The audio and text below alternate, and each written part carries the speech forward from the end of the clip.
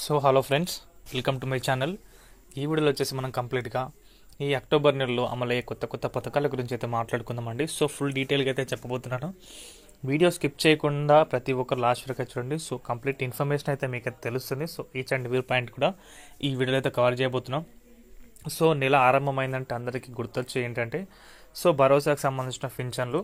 So దాని గురించి కూడా అప్డేట్ గురించి మాట్లాడుకుందాం. ఈ నెల 30 అంటే అయిపోయింది. ఓకే, ఒకరోజు ముందుగానగా పెన్షన్స్ అనేవి అమౌంట్ అనేది డ్రా చేశారు. పెన్షన్ల పంపిణీ ఈరోజు ఉందని చెప్పారు, బట్ ఈరోజు కూడా లేదు. సో రేపు అక్టోబర్ 2 కాబట్టి గాంధీ జయంతి. సో దాదాపు మేబీ పెన్షన్స్ ఇస్తామని చెప్పారు, ఇవ్వకపోవచ్చు, చెప్పలేం. అండ్ అదేవిధంగా చూసుకుంటే మిగిలిన పెన్షన్లు అక్టోబర్ 3వ తేదీన అయితే పంపిణీ, తప్పకుండా 3వ తేదీన అయితే పంపిణీ అయితే చేస్తారు. సో ఆల్మోస్ట్ 3 తోటి పెన్షన్లు అనేవి పంపిణీ ముగుస్తుంది. ఒకవేళ రేపు పంపిణీ అనేది జరగకపోతే ఇంకొక రోజు అనేది ఎక్స్టెండ్ చేయడానికి ఛాన్స్ అయితే ఉంటుంది. ఇంకొక పథకం ఏంటంటే వాహన మిత్రకు సంబంధించి.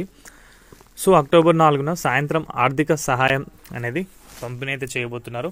సో వాహన మిత్రకు సంబంధించి 15,000 రూపాయలు అవుతుంది కదా. సో ఆ అమౌంట్ అయితే పంపిణీ అయితే చేస్తున్నారు.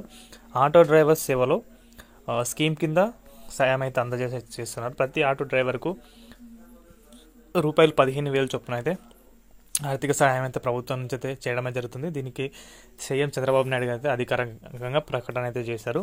ఇంకొకటి ఎన్టీఆర్ విద్యాలక్ష్మి పథకం. సో అది కూడా ఈ నెలలోనే అమల్లోకి తీసుకొస్తున్నారు. గరిష్టంగా 2 పిల్లల చదువులకు సంబంధించి రుణం అయితే ఇస్తారు. 10,000 నుంచి 1,00,000 రూపాయల వరకు అయితే ఆర్థిక సహాయం అయితే చేస్తారు, అంటే రుణం కింద. దీనికి సంబంధించి 4% పావుల వడ్డీ అయితే మీకు అయితే తీసుకుంటారు.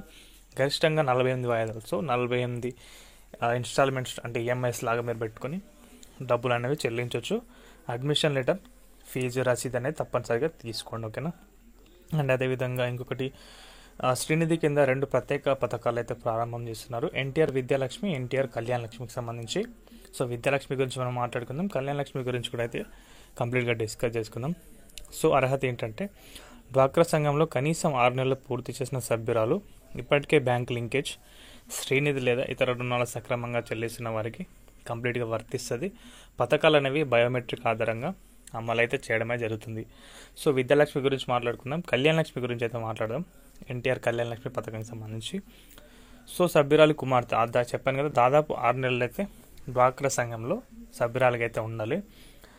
వివాహ ఖర్చులకు వర్తిస్తాయి. 10,000 నుంచి 1,00,000 రూపాయల వరకు అయితే రుణం ఇస్తారు. ఇది కూడా సేమ్ 4% పావుల వడ్డీ అయితే చెల్లించాలి. సేమ్ 48 వాయిదాల్లో ఇన్స్టాల్మెంట్స్లో డబ్బులను చెల్లించవచ్చు. సో దీనికి సంబంధించి లగ్న పత్రిక, పెళ్లి ఖర్చు అంచనా పత్రాలు, అంటే ఇక్కడ మనం సామాన్ తీసుకున్నప్పుడు కానీ అండ్ పెళ్లి సామాన్లు అన్ని సామాన్ తీసుకున్నప్పుడు బిల్ అయితే వేయించుకోండి. సో ఆ విధంగా మీకు అయితే యూజ్ అవుతుంది. పరిశీలన అన్నీ కూడా వెరిఫై చేసిన తర్వాత ఖాతాలో డబ్బులు అనేది డైరెక్ట్గా వేయడం అయితే జరుగుతుంది, ఓకేనా. దాదాపు 4 పథకాల గురించి అయితే మాట్లాడుకున్నామండి. సో వీడియో కొంచెం కూడా యూస్ఫుల్ అనిపిస్తే తప్పకుండా లైక్ చేసి హైప్ చేయండి. మన ఛానల్కి ఎవరైనా కొత్త వాళ్ళు సబ్స్క్రైబ్ అయితే చేసుకోండి. సో డైలీ అప్డేట్స్ అనేవి మన ఛానల్ అందుబాటులో ఉంటాయి. సో ఇదండి వీడియో. థ్యాంక్స్ ఫర్ వాచింగ్ అందరికీ. బాయ్.